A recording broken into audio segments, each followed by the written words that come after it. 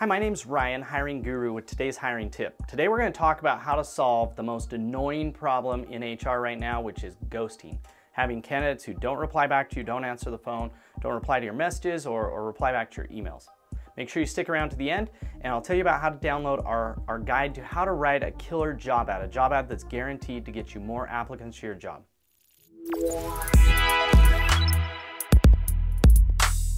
All right, so I've been out talking to a lot of HR people and I'm hearing a consistent theme.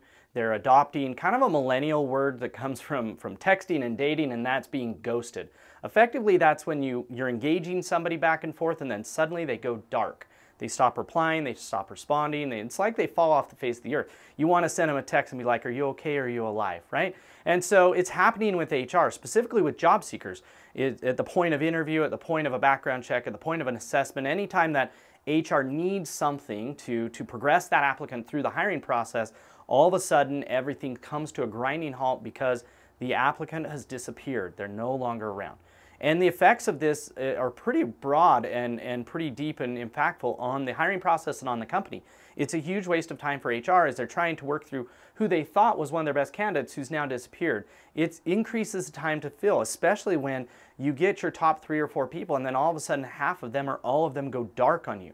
So the solution might be some things that you haven't even thought of, because sometimes I think we look at the problem a little too specifically. We think ghosting has to do with the applicants not being around, not answering the phone, whatever the case may be. But there's actually some things that you can do throughout the entire hiring process that will help decrease the chance. Again, we're not going to solve this for everybody, but it'll help decrease the chance of being ghosted, of having an applicant fall off the radar. This kind of fills into our four of our 6 main pillars when it comes to hiring, is maintaining balance between what you want and what the job seeker wants, having empathy for those job seekers, being able to understand why they might ghost you, why they might not be responding back, making sure you're building a relationship, more specifically that you're adding as much value or more value than you're taking away. And the last one, maintaining momentum throughout the process. So I'm going to use kind of those 4 concepts and tell you my kind of 4 main tips of how to ensure you don't get ghosted by good job seekers. The first one that you probably don't even think of is their job ad. If you have a job description as your job ad, it's most likely boring, not compelling, not exciting at all. And as a job seeker, if you want me to stay on the hook, then you need to give me a reason. You need to give me a job ad that makes me excited about not just the job I'm about to apply for, but also about the job that I'm going to be considered for, especially if you leave gaps of time in between when I applied and when you actually follow up with me. That's number 2, though, leads us right into keep in contact. I get it that you're busy and you have a lot of other things going on, but if you go dark on a job seeker, then why do you expect them not to go dark on you? If it's been 2 weeks, 3 weeks, a month since the last time you talked to them, then don't be surprised when they're like, who's this? What do you want, right? Because they don't know who you are because it's been a long time. They may have applied to 5 or 10 different jobs and they don't remember who you are. So keep in contact.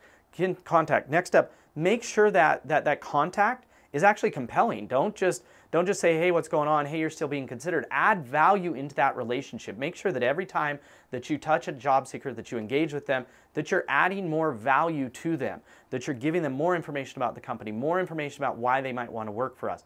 Next up, make sure when you do reach out to them, leave compelling voicemails. Again, goes back to that adding value. Don't just leave a message, hey, this is Sally at Thanksgiving Point trying to contact you for an interview. Make sure that you've added more value and been compelling about why they should want to call you. And the final one is quit using the phone and start using a text. Job seekers don't answer the phone because maybe they're at work. They don't answer an email because maybe they're at work. When you send emails, it's more of a professional thing they've got to write back, so they don't have the time. Send them a text message. Job seekers are much more likely to read a text than an email or even to respond to a voicemail, so use the right medium.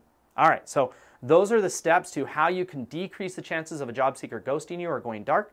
Like I promised, I said job ad was the number 1, so download our killer job ad workbook. It's right down below this video. You can download it, walks you step by step through how to write a job ad that is guaranteed to maximize not just the number of applicants you get, but the quality of those applicants. And like I said, as a side benefit, will decrease the chances of a job seeker going dark on you during the hiring process. As always, thanks for watching the video today. I hope it finds you well, and good luck hiring.